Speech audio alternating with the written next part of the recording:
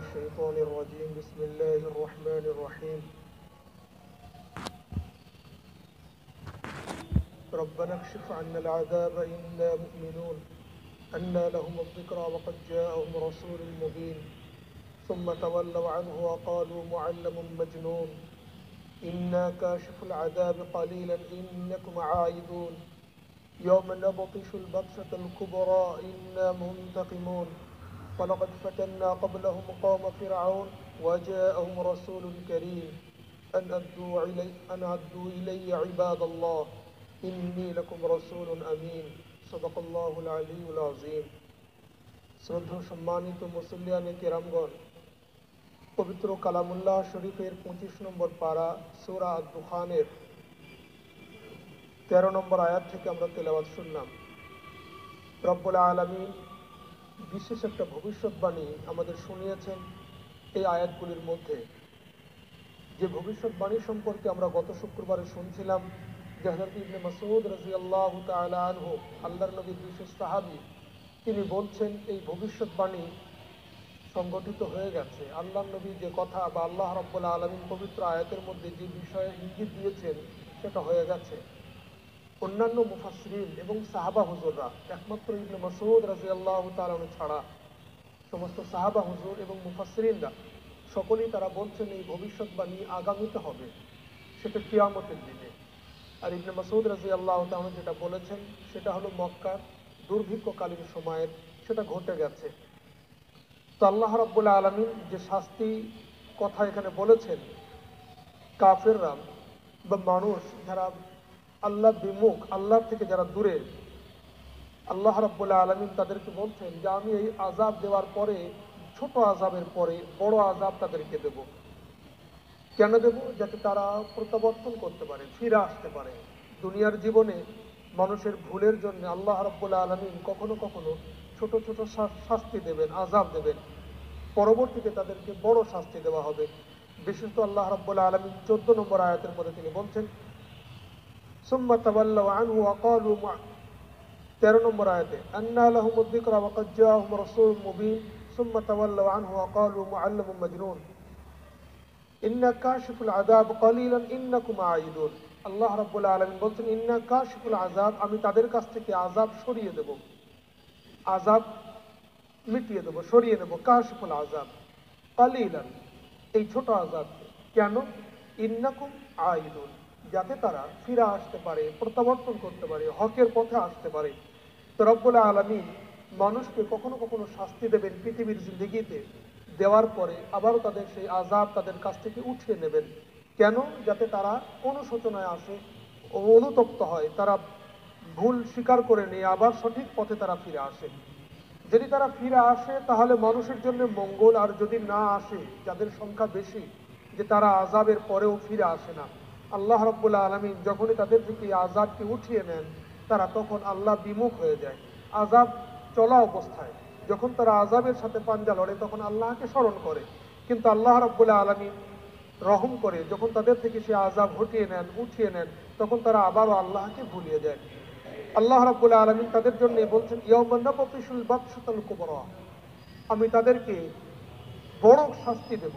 আমার আমার ধরা, মানে আমার তাদেরকে গ্রেফতার করা খুবই কঠিনভাবে হবে। বাতশাতুল কুবরা, খুব কঠিনভাবে তাদেরকে আমি গ্রেফতার করব। আর যেদিন তাদেরকে কঠিনভাবে গ্রেফতার করব, তাদের জীবনের সমস্ত কাজের, সমস্ত অন্যায়ের ইন্না মুনতাকিমুন, আমি প্রতিশোধ গ্রহণ করব। আল্লাহ আমাদের হিফাজত করুন। আল্লাহ রাব্বুল আলামিন স্বয়ং যিনি সমস্ত শক্তির আধার, তিনি বলছেন ইন্না মুনতাকিমুন, আমি প্রতিশোধ দেব। আল্লাহ প্রতিশোধ নিলে মানুষ তিনি যেই হন না কেন তার বাঁচার কোনো উপায় থাকে না। ইয়াওমা নাবতিশুল বাতশাতাল কুবরা, আমি যেদিন তাদেরকে কঠিনভাবে গ্রেফতার করব, কঠিনভাবে তাদেরকে পাকড়াও করব এবং তারা ছুটতে পাবে না, নিষ্কৃতি পাবে না, সেদিনই আমি তাদের কাছ থেকে প্রতিশোধ নেব। এই আয়াতের মধ্যে আল্লাহ রাব্বুল আলামিন কিয়ামত সম্পর্কে তিনি বলছেন, কিন্তু ইবনে মাসউদ রাদিয়াল্লাহু তাআলা তার ব্যাখ্যা অনুযায়ী তিনি বলছেন যে ইয়াওমা নাবতিশুল বাতশাতাল কুবরা, আল্লাহ কঠিনভাবে পাকড়াও করবেন, ধরবেন তাদেরকে এবং তাদেরকে প্রতিশোধ নেবেন। আল্লাহ এখানে বদর সম্পর্কে বলেছেন যে প্রথমে মক্কায় তাদেরকে দুর্ভিক্ষ দেওয়া হলো, আল্লাহ নবী সাল্লাল্লাহু আলাইহি ওয়াসাল্লামের দোয়ার কারণে, বরকতে তাদের সেই দুর্ভিক্ষ দূর হয়ে গেল, আকাশ থেকে পানি আসলো, সেই পানির এতে আবার মানে সবুজ শ্যামল হয়ে উঠলো তাদের বাগবাগিচাগুলো। তারপরেও তারা আল্লাহ বিমুখ হলো, আল্লাহকে ভুলে গেল, রসুলের সাথে তারা সদ্ব্যবহার করলো না, এত দুর্ব্যবহার করলো যে রসুল নিজ ভূমি ত্যাগ করে মদিনায় আশ্রয় নিতে বাধ্য হলেন। আল্লাহ রাব্বুল আলামিন তাদেরকে বলছেন, ইয়াওমা নাবতিশুল বাদশা, আজকে তোমরা আমার নবীর সাথে বিয়াদবি করো, নবীর কাছ থেকে দুয়া নিয়ে তোমাদের আমার আযাবকে আমি তোমাদের কাছ থেকে উঠিয়ে নিয়েছি, এটাকে তোমরা নবীর বেয়াদবি করার সুযোগ মনে করছো। অবশ্যই একদিন আমি তোমাদেরকে কঠিনভাবে পাকড়াও করব, আর সেদিন তোমাদেরকে প্রতিশোধ দেবো। ইন্না মুনতাকিমুন, আমি অবশ্যই প্রতিশোধ দেবো।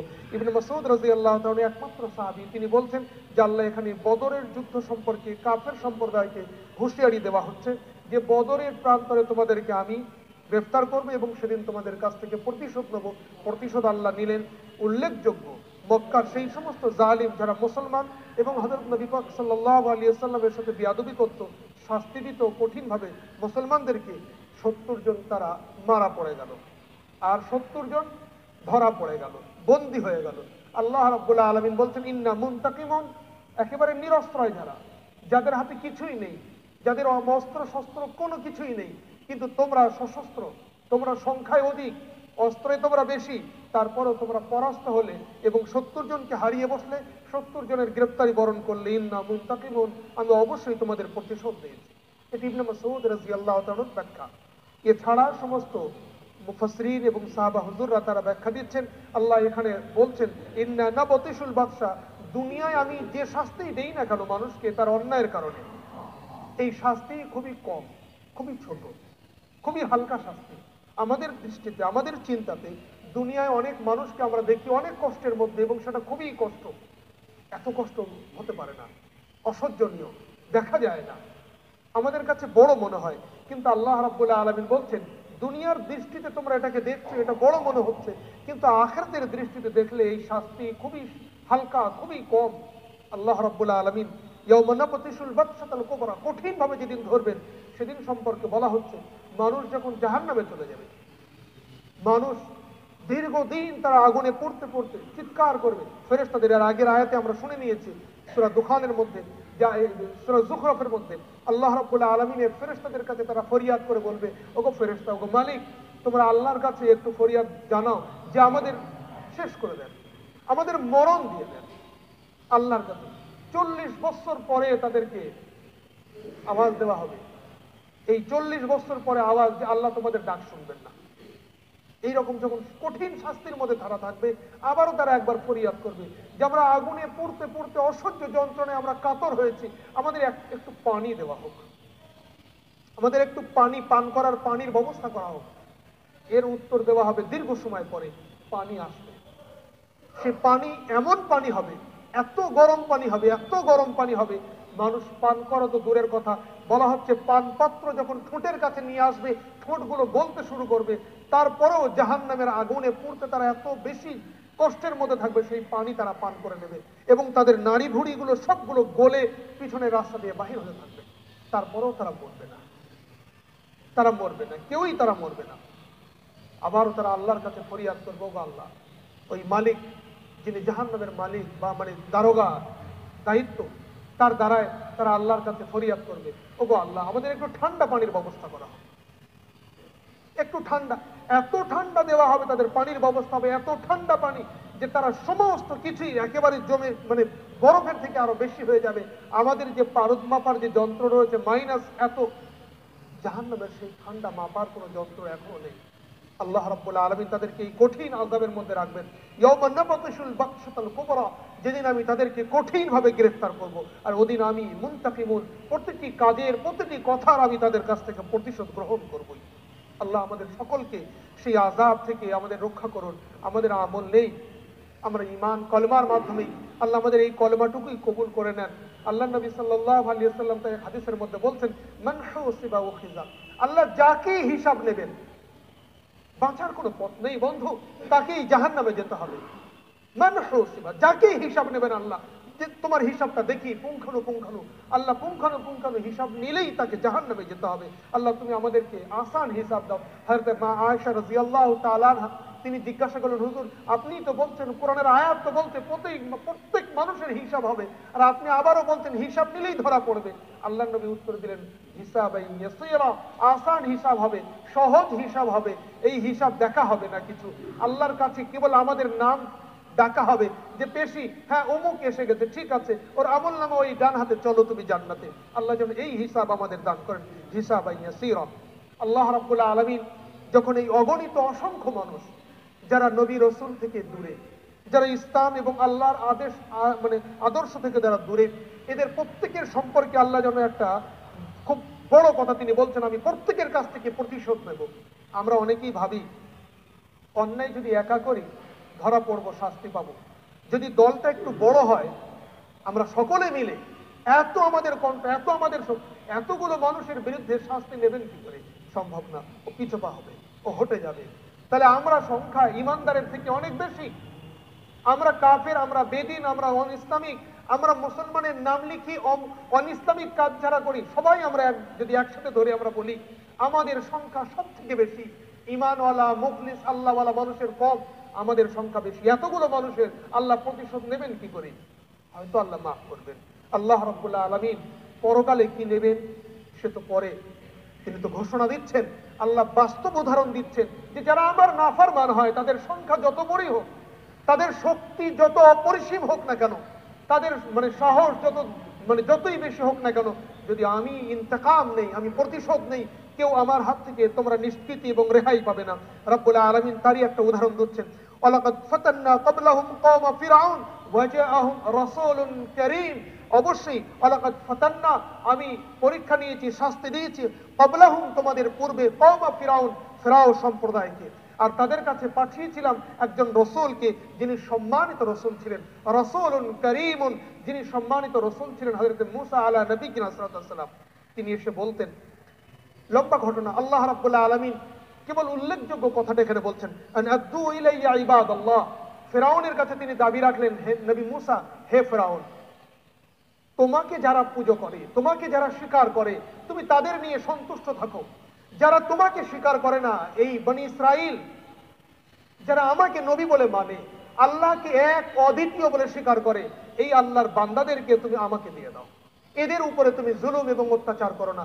তুমি ওই কিপ্তি সম্প্রদায়, তোমাকে যারা স্বীকার করে, বরণ করে, স্বীকার করে, তুমি তাদের নিয়ে থাকো। এরা তোমাকে মানে না আল্লাহ বলে, প্রভু বলে, তুমি এদেরটা ছেড়ে দাও। আনাদু ইলাইয়া ইবাদাল্লাহ, এই আল্লাহর বান্দাদেরকে আমার সাথে আসতে দাও। ইন্নী লাকুম রাসূলুন আমিন, আমি তো এদের জন্য এক বিশ্বাসযোগ্য রসুল, আমি এদেরকে পরিচালনা করব, আমি এদের নিয়ে তত্ত্বাবধান করব, এদেরকে আল্লাহর পথে সঠিকভাবে চালিত করব। এই তিনি দাবি করলেন, কিন্তু ফিরআউন সেই দাবি শুনল না। আল্লাহ তাআলু আলাল্লাহ ইন্নী আতীকুম বিসুলতানিম মুবিন। ফিরআউন তখন, না আমি দেব না, এরা আমার বেগার মজুর। বেগার মানে যাকে কিছুই পারিশ্রমিক, কোনো প্রতিদান কিছুই দিতে হয় না, অথচ তার কাছ থেকে 16 আনা বুঝে নেওয়া যায়। যেমন গবাদি পশু আমাদের বাড়ির, তাকে আমি যতক্ষণ খুশি নাঙ্গলে দিতে পারি, হাল চষতে পারি, তাকে জামনা দেবো, ওকে ভুসি, খোল দেবো না পানি, সেটা আমার ইচ্ছা। ওই আমার গবাদি পশু গরু, সে কোনোদিন আমার কাছে দাবি বা অধিকার আদায় করতে পারে না, দাবি রাখতে পারে না। বনি ইসরাইল তৎসময় ফিরআউনের কাছে, কিপ্তিদের কাছে এই গবাদি পশুর থেকেও আরো বেশি মানবতার জীবন তারা পালন যাপন করতে বাধ্য হতো। তো এদেরকে তারা ছাড়তে চাইল না। আল্লাহ নবী মূসা আলা নবিয়িনা সাল্লাল্লাহু আলাইহি ওয়াসাল্লাম সতর্ক করে বললেন, দেখো আমি যে কথা তোমাদেরকে বলছি এটা আল্লাহর বাণী, আল্লাহর আদেশ। আল্লাহ আমাকে বলেন, আমি রসূল, ওহীর মাধ্যমে আমি তোমার কাছে বলছি, সুতরাং ফিরআউন তুমি আল্লাহর বিরুদ্ধে বেশি বাড়াবাড়ি করো না। আল্লাহ তাআলু আলাল্লাহ, আল্লাহর বিরুদ্ধে বেশি উচ্চ বাচ্চ করো না, বেশি বাড়াবাড়ি করো না। ইন্নী আতীকুম রাসূলুম, ইন্নী আতীকুম বিসুলতানিম মুবিন, আমি তো তোমার কাছে, আমি যে রসূল, আমি যে সত্য বাণী নিয়ে আসি আল্লাহর পক্ষ থেকে, তার জ্বলন্ত প্রমাণ তো আমি তোমাদের কাছে নিয়ে এসেছি। ইন্নী আতীকুম, আমি অবশ্যই নিয়ে এসেছি, বিসুলতানিম মুবিন। সুলতানে মুবিন বলতে এখানে রাজা বাদশা নয়, সুলতান মানে দলিল, প্রমাণ, মুবিন মানে একেবারে প্রকাশ্য প্রমাণ তোমাকে দেখিয়েছি। ওগো ফিরআউন, তুমি আর কি দেখতে চাও? কখনো তুমি আমার লাঠি নিয়ে প্রশ্ন করেছো, আমি তোমাকে দেখিয়েছি। কখনো তুমি অন্য কিছু দেখতে চেয়েছো, আমি হাতের তালু দিয়ে দেখিয়েছি। আল্লাহ রাব্বুল আলামিন নবী মূসার কথা আলাইহিস সালাম এখানে দিচ্ছেন, বিশেষত ওই হযরত ইবনে মাসউদের কথা রাদিয়াল্লাহু তাআলা আনহু। যদি আমরা ওই ব্যাখ্যা নেই, তাহলে ঠিক এই তাফসীরের সাথে ওই ব্যাখ্যার সাথে এটা মিলে যায়। কি আল্লাহ নবী সাল্লাল্লাহু আলাইহি ওয়াসাল্লাম দোয়া করেছেন। আর ইবনে মাসউদ কি বলেছেন এই ঘটনা শুনিয়ে দিয়েছে আপনাদেরকে, যে আল্লাহর নবী দোয়া করলেন, ওগো আল্লাহ, আমার ভাই ইউসুফের জামানায় তুমি যেমন দেখিয়েছিলে যে যে কথা, সেই কথা আমার এই অবাধ্য জাতির প্রতি তুমি একবার দেখিয়ে দাও। তো আল্লাহ দুর্ভিক্ষ দিলেন। ওরা আবার নবী সাল্লাল্লাহু আলাইহি ওয়াসাল্লামের কাছে এসে ফরিয়াদ করলো, যে ওগো মুহাম্মদ মুস্তাফা সাল্লাল্লাহু আলাইহি ওয়াসাল্লাম, আপনার আত্মীয় স্বজন তারা কষ্টের মধ্যে রয়েছে, আপনি দোয়া করুন। আল্লাহ নবী দোয়া করলেন, বৃষ্টি আসলো, দুর্ভিক্ষ দূর হলো। ঠিক এই ঘটনাই একাধিকবার, একবার নয়, দুবার নয়, 7বার ঘটেছে নবী মুসা আলা নবিয়িনা সাল্লাল্লাহু আলাইহি ওয়াসাল্লামের জামানায়। আল্লাহ রাব্বুল আলামিন হযরত নবী মুসার জামানায় একবার তিনি কখনো কি দিচ্ছেন, ব্যাঙ দিয়ে দিলেন, কখনো দুর্ভিক্ষ, কখনো উকুন, কখনো পতঙ্গ, মানে ওই পতঙ্গ মানে পঙ্গপাল, আবার কখনো রক্ত, বিভিন্ন ভাবে বারবার তারা আক্রান্ত হয়েছে, পরেশান হয়েছে। নবী মুসার কাছে এসে অঙ্গীকার করেছে, নবী মুসা আপনি একটু আল্লাহর সাথে দোয়া করুন, এগুলো সরে যাক, আমরা ঈমান নিয়ে আসবো। আল্লাহ নবী মুসা দোয়া করতেন, সরে যেত, তারা ঈমান আনতো না। তো এই সমস্ত কিছুর দিকে লক্ষ্য করে নবী মুসা আলা নবিয়িনা সাল্লাল্লাহু আলাইহি ওয়াসাল্লাম বলছেন, বিসুলতানিন মুবিন, এইগুলো তো প্রকাশ্য দলিল। ওগো ফিরআউন, তুমি বড় বাদশা, তুমি কি দাবি করেছিলে? আমি সবার থেকে বড় খোদা, আমি সবকিছুর মালিক, সব আমিই করতে পারি। তাহলে উকুনটা তুমি কেন দূর করতে পারলে না? সবার মাথায়, সবার গায়ে উকুন, কেন তুমি ওই ব্যাঙ দূর করতে পারলে না? তুমি তো বড় খোদা, খোদা তো সেই যে সবই পারে। তুমি কেন তোমাদের ওই পঙ্গপালগুলোকে কেন তাড়াতে পারলে না? তুমি তো খোদা, তুমি পারলে না কিছু। আমি আমার আল্লাহর কাছে ফরিয়াদ করলাম, তিনি তৎক্ষণাৎ সেগুলো করলেন। তাহলে এটা একদম প্রকাশ্য হয়ে যায় যে তুমি বড় খোদা নও, তোমার উপরে একজন খোদা আছেন, যিনি সবই করেন। এইগুলো বিসুলতানিন মুবিন। ইন্নী উস্তু বিরব্বি ওয়া রাব্বিকুম আন তারজুমুন। ফিরআউনকে যখন হযরত নবী মুসা আলা নবিয়িনা সাল্লাল্লাহু আলাইহি ওয়াসাল্লাম এইভাবে প্রকাশ্যভাবে তিনি ধমকি দিয়েও কথাগুলো বললেন, যে এই আল্লাহর বান্দাদেরকে আমাকে দিয়ে দাও, সে বলল দেবো না। ফিরআউন যখন এই কথা বলল, হযরত নবী মুসা বললেন যে অবশ্যই আমি আল্লাহর পক্ষ থেকে আদেশপ্রাপ্ত হয়ে তোমাকে বলছি, আল্লাহর বিরুদ্ধে তুমি উচ্চবাচ্য করো না, আল্লাহর বান্দাদেরকে আমাকে হাওয়ালা করো। ফিরআউন সে তখন ধমকি দিল, মুসা যদি তুমি আরো বেশি বাড়াবাড়ি করো, নাউজুবিল্লাহ, আমরা তোমাকে পাথর মেরে নিক্ষেপ করে তোমাকে রজম করে দেবো, মেরে ফেলবো, তোমাকে পাথর ইট বৃষ্টি করে তোমাকে মেরে দেবো। আল্লাহ নবী মুসা যখন ফিরআউন এবং তার মানুষদের কাছ থেকে এই ধমকি শুনলেন, তিনি দোয়া চাইলেন আল্লাহর কাছে, ইন্নী উস্তু বিরব্বি ওয়া রাব্বিকুম আন তারজুমুন। আমি উস্তু আউযু থেকে এসেছে, আমরা পড়ি আউযু বিল্লাহ, আমি পানাহা চাই, আমি রক্ষা চাই। ইন্নী উস্তু, আমি পানাহা চেয়েছি, বিরব্বি ওয়া রাব্বিকুম, হে ফিরআউন, আমার প্রতিপালকের কাছে এবং তোমারও প্রতিপালকের কাছে, মানে এই সেইটা এক আল্লাহ, আমার এবং তোমার রবের কাছে আমি সাহায্য প্রার্থনা করেছি। কোন বিষয়ে? এই বিষয়ে, আন তারজুমুন, যে তোমরা আমাকে পাথর মারবে, অর্থাৎ তোমরা কসমিন কালো কোনোদিনও তোমরা আমি মুসাকে আর পাথর মেরে তোমরা হত্যা করতে পারবে না। আল্লাহর কাছে আমি প্রার্থনা চেয়েছি। আল্লাহ রাব্বুল আলামিন আমাদের প্রত্যেককেই আমাদের জীবনের যত বিপদ, যত কিছু আসুক না কেন, এই সমস্ত বিপদে আমরা এক আল্লাহকে স্মরণ করব। ঠিক তদ্রূপ এই ঘটনাগুলো রব্বুল আলামিন আমাদের শোনাচ্ছেন একটা বাস্তব। আল্লাহ রাব্বুল আলামিন দেখাতে চাইছেন, আমাদের মূল উদ্দেশ্য কি? আল্লাহ রাব্বুল আলামিন দেখাতে চাইছেন মানুষের একটা ভুল চিন্তা, ভুল ধারণার খণ্ডন করতে। মানুষ ভাবে দল বেশি হলে যিনি শাস্তি দেবেন তিনি পিছপা হবেন, তিনি দিতে পারবেন না, তিনি আমাদের পাকড়াও করবেন না, কেন আমরা অনেক বেশি, আমাদের দেখে তিনি ভয় পেয়ে যাবেন। আল্লাহ এই ভুল ধারণা খণ্ডন করছেন। কিন্তু যে শব্দগুলো তিনি নিয়ে আসছেন, হযরত নবী মুসা আলা নবিয়িনা সাল্লাল্লাহু আলাইহি ওয়াসাল্লাম ঘটনা বলতে গিয়ে হযরত নবী মুসা চোখে চোখ রেখে কথা বলছেন সম্মানের সাথে। ফিরআউন সে বাদশা, তার বাদশাহী সম্মান সে লেভেলও তিনি রাখছেন, এবং সত্য কথা, তিনি যে খোদা নন, তিনি মিথ্যুক, এখানেও আল্লাহ নবী মুসা একেবারেই সত্য কথাকে তিনি বলে যাচ্ছেন। আমাদের নবী, প্রিয় নবী সাল্লাল্লাহু আলাইহি ওয়াসাল্লাম তাই বলছেন, সর্বোত্তম সংগ্রাম কাকে বলে? আফজালুল জিহাদ কালিমাতু হাক্কিন ইনদা সুলতানিন জায়ের। সর্বোত্তম সংগ্রাম হলো সেই সংগ্রাম যেটা অস্ত্রের মাধ্যমে, যেটা কলমের মাধ্যমে, যেটা আরো কিছুর মাধ্যমে, শক্তির মাধ্যমে নয়। সর্বোত্তম সংগ্রাম হলো সেই সংগ্রাম যেটা অন্যায়কারীর মুখের উপরে সমস্ত দিক, চতুর্দিক লক্ষ্য করে তাকে সতর্ক করা যে এটা তোমার ভুল, আপোষ করা নয়।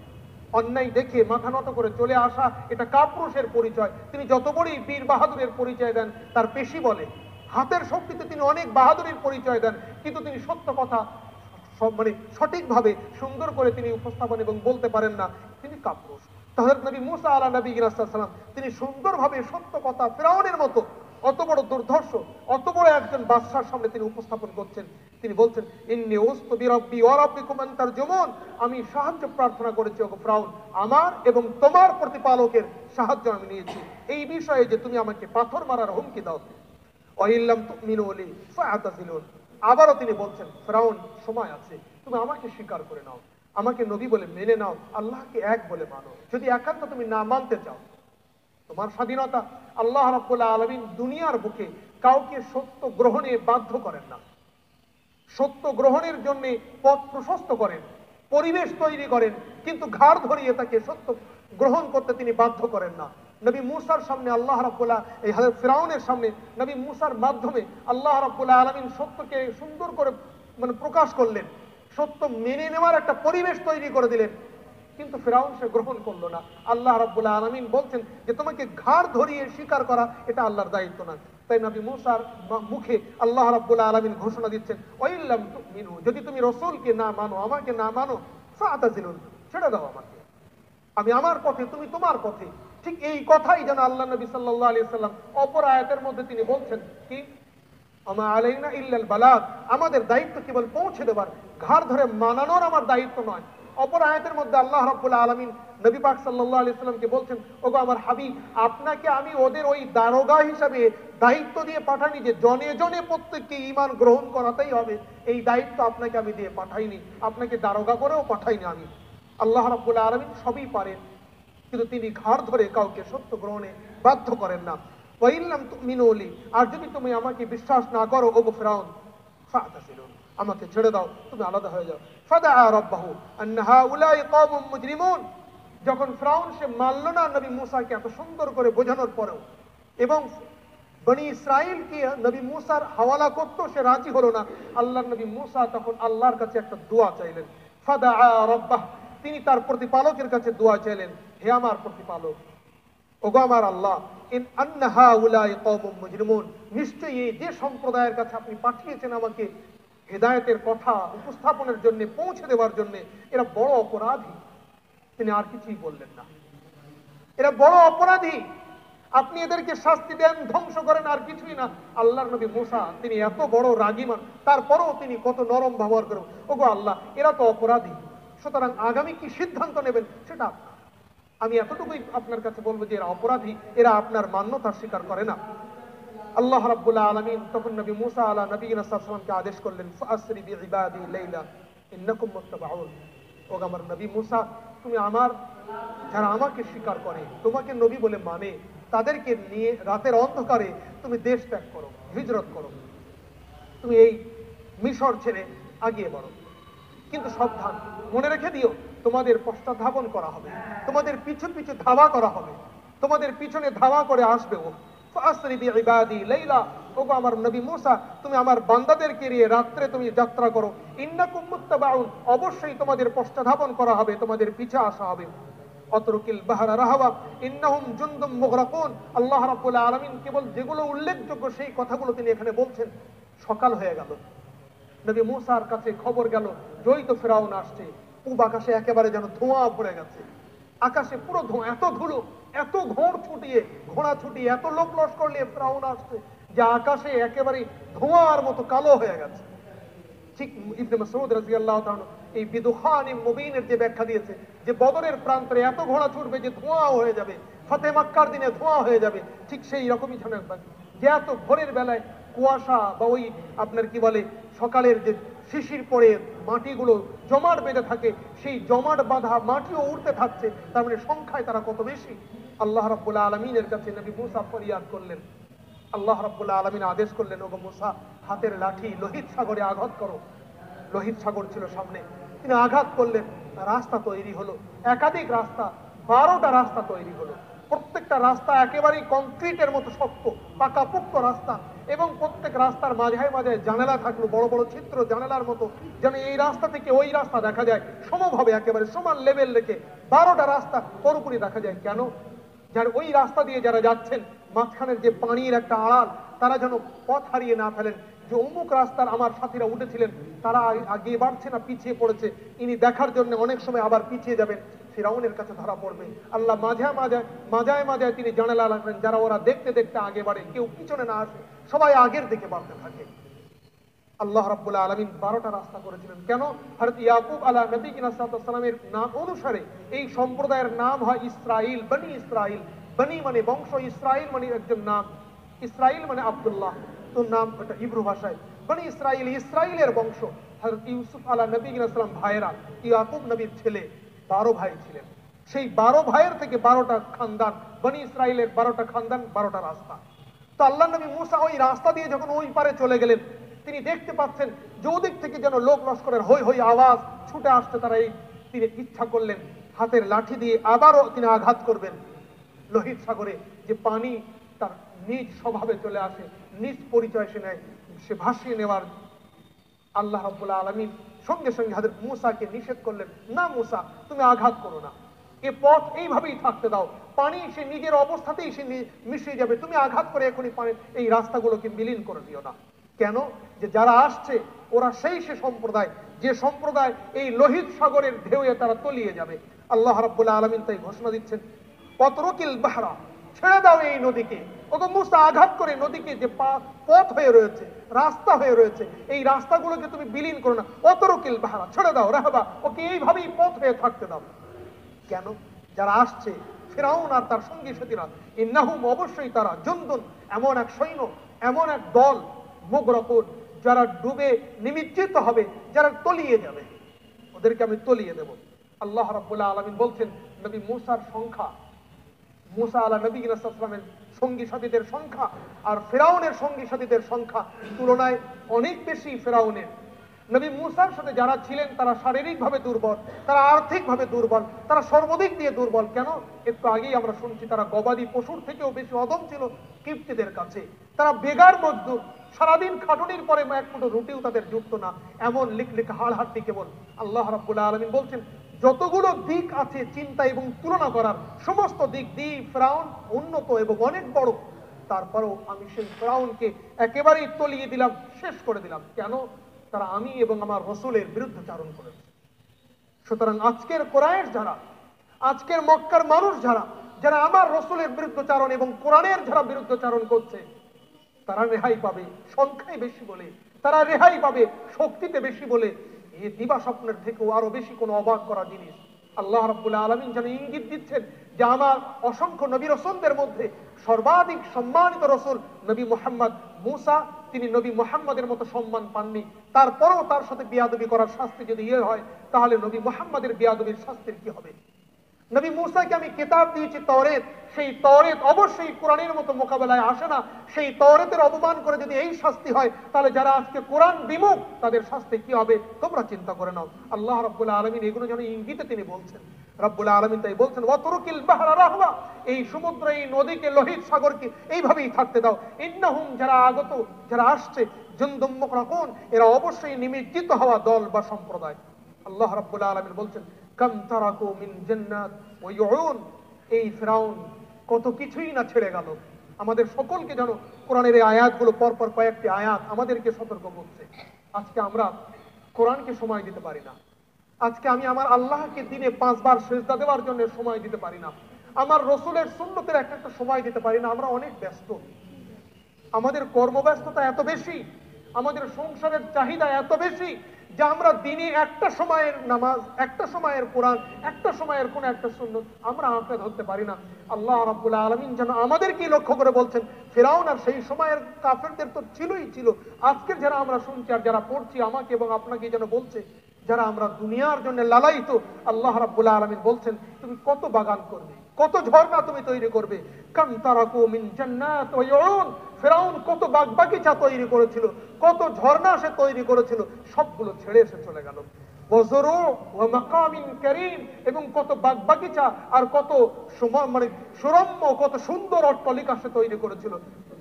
মানে জরু মানে কত বাগান, কত ক্ষেত খামার তার ছিল। ওয়া মাকামিন কারীমিন, কত সম্মানিত সুরম্য অট্টালিকা তাদের ছিল। সব ছেড়ে দিয়ে সে কোথায় চলে গেল? আমরাও চলে যাব 3 হাত জমিনে। ওয়া নি'মা কানু ফিহা ফাকিহিন, আর কত নিয়ামত তাদেরকে আমি, কত ফল ফ্রুট তাদেরকে দিয়েছিলাম, যেখানে তারা আস্বাদিত হতো, যেগুলো তারা ভোগ করত। কাযালিকা আওরাসনাহা কওমান আখারিন। আল্লাহ রাব্বুল আলামিন বলছেন এইভাবেই আমি ওয়ারিস বানিয়ে দেই যারা তৈরি করেছে তাদের পরিবর্তে অন্য কাউকে। ফেরাউন সে তৈরি করেছিল, কিপ্তি তারা তৈরি করেছিল, আল্লাহ সেই জায়গায় ওয়ারিস বানিয়ে দিলেন বনি ইসরাইলদেরকে। আজকে আমি এবং আপনি তৈরি করে যাচ্ছি, যদি আমরা কোরআন এবং হাদিসকে সাথে নিয়ে তৈরি করি, নিশ্চয়ই এর বিনিময়ে পরকালে আমরা পাবো। আল্লাহ রাব্বুল আলামিন দুনিয়া কামাতে নিষেধ করেননি, তাহলে নবীর সমস্ত সাহাবা তারা গরিব হতেন। কেউ হযরত উসমান হতেন না, কেউ তালহা হতেন না। হযরত উসমান গনি রাদিয়াল্লাহু তাআলা কোটিপতির থেকেও বেশি বর্তমানে। হযরত তালহা রাদিয়াল্লাহু তাআলা কত লক্ষ লক্ষ টাকার মালিক। আব্দুর রহমান বিন আওফ রাদিয়াল্লাহু তাআলা কত বড় ধনী। আল্লাহর নবীর সাহাবী তারা গরিব হতেন না। এক একজন সাহাবী ছিলেন হযরত আনাস রাদিয়াল্লাহু তাআলা, আনাস ইবনে মালিক, তিনি বছরে দুবার যাকাত দিতেন। এত বেশি সম্পদের মালিক যে আল্লাহ আমাকে এত দিয়েছে, লোকে একবার যাক আমি দুবার দেবো। তিনি দুবার করে উসুর বার করতেন, যাকাত বার করতেন। এত বেশি। যদি আমরা কোরআন এবং হাদিসকে সামনে রেখে দুনিয়া কামাই, নিশ্চয়ই আমার জায়গায় অপর কেউ আসবে, আমার আখেরাত বানবে, সে ওয়ারিস হবে। আর যদি এই কেবল এই কামাতে গিয়ে আল্লাহ এবং আল্লাহ রসুলকে বিসর্জন দেই, তাহলে আজকে যে আয়াতগুলো শুনছি, আল্লাহ আমাকে সকলকে, আমাদের সকলকে সতর্ক করুন, এই ফিরাউন সম্প্রদায়ের মতোই আমাদের হতে হবে। কাযালিকা ওরাসনাহা কওমান আখারিন, কাযালিকা এমনই ভাবে আমি ওয়ারিস বানিয়ে দেব অন্য কাউকে। আল্লাহ রাব্বুল আলামিন অর্থ কামাতে আমাদের মোটেই নিষেধ করেন না। সূরা জুমার আজকে যে দিন আর যেখানে আমরা বয়ান দিচ্ছি, ঠিক এই জুমার দিনের এই ঘটনা নবী পাক সাল্লাল্লাহু আলাইহি ওয়াসাল্লামের 28 নম্বর পারায় আসবে, ইনশাআল্লাহ আমরা শুনবো। তবুও বলে দেই, নবী আকরাম সাল্লাল্লাহু আলাইহি ওয়াসাল্লামের সাহাবাদেরকে নিয়ে আল্লাহর নবী জুমার পরে একটা খুতবা দিচ্ছেন। তৎকালীন সময়ে জুমার নামাজের পরে খুতবা হতো, যেমন আমাদের ঈদের নামাজে। আর ঠিক তৎকালীন সময় আর একটা জিনিস ছিল, সেটা মাথায় রাখলে সহজে বুঝে আসবে। আজকে আমাদের বাজার থাকে, আমরা বাজারে গিয়ে বাজার করে আনি। তৎকালীন সময় বাজার থাকতো না, ওই কাফেলা চলতো ব্যবসায়ীদের। এক একটা কাফেলা তাদের ঠিক ছিল, সেই কাফেলার মধ্যে কেউ মুদি, কেউ কাপড়ের, কেউ আরো কিছু, সকলে মিলে তারা ঠিক করে রেখেছিল যে আমরা সোমবারে ভাঙড়ে, বৃহস্পতিবারে সোনপুরে, অমুক দিন অমুক, ঠিক তাদের একটা দিন ছিল যে আমরা অমুক দিন মদিনায় আসবো। শুক্রবারের দিন করে তারা মদিনায় আসবে। মদিনায় দীর্ঘদিন তারা আর আসে না, মানুষের কাছে যত রসদ ছিল সব শেষ। হঠাৎ নবী আকরাম সাল্লাল্লাহু আলাইহি ওয়াসাল্লাম যখন খুতবা দিচ্ছেন, ঝিড়ি পিটে দেওয়া হলো, কানেস্তারা পেটা, যেমন আমরা ছোটবেলায় অনেকে মনে, ঘোষণা করা হলো মাইকে যে বাজার এসে গেছে মদিনায়, যারা তোমরা কিছু খরিদ করতে চাও চলে আসো। মানুষ আস্তে আস্তে উঠতে আরম্ভ করলো, সবাই, কারোর কাছে কিছু নেই যে বাজার এসেছে, সবার তো টান রয়েছে, হয়তো আমি শেষে গেলে কিছুই পাবো না। সব মুসল্লি তারা উঠে চলে গেল, হাতে গোনা কয়েকজন থেকে গেল। আল্লাহ রাব্বুল আলামিন বড় অসন্তুষ্ট হলেন, সূরা জুমা নাজিল করলেন, সেখানে মানুষকে সতর্ক করা হলো। কিন্তু সেই জুমার মধ্যেই আল্লাহ রাব্বুল আলামিন বলছেন, দেখো ব্যবসা বাণিজ্য আমি মানা করি না, দুনিয়া কামাতে আমি মানা করি না। যখন তোমরা নামাজ আদায় করে নেবে, তোমাদের এই ফরায়েজ গুলো আদায় হয়ে যাবে, আল্লাহর আদেশগুলো তোমরা পূরণ করে নেবে, তারপরে গিয়ে তোমরা নামাজ ওই দুনিয়াদারি করো। নবী আকরাম সাল্লাল্লাহু আলাইহি ওয়াসাল্লাম বলছেন, কিয়ামতের দিনে নবী রাসূলদের একটা কাতার হবে। আল্লাহর নবী সাল্লাল্লাহু আলাইহি ওয়াসাল্লাম, আমরা প্রত্যেকদিন সূরা ফাতিহা পড়ি, সিরাতাল্লাযীনা আনআমতা আলাইহিম, সিরাতাল্লাযীনা, ও আল্লাহ সেই পথে আমাদের চালিত করো যে পথের মানুষদের তুমি ইনাম দিয়েছো, পুরস্কার দিয়েছো।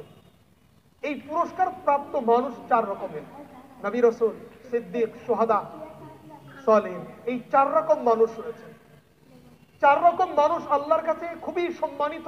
আল্লাহ প্রত্যেক মুসলমানকে শেখাচ্ছেন যে তোমরা প্রত্যেক নামাজে আল্লাহর কাছে দোয়া চাও, আগো আল্লাহ ওই দলে আমাকে দিও, ওই দলে আমাকে দিও। হাদিস শরীফের মধ্যে আসছে, কিয়ামতের ময়দানে আল্লাহ এই দলে দেবেন।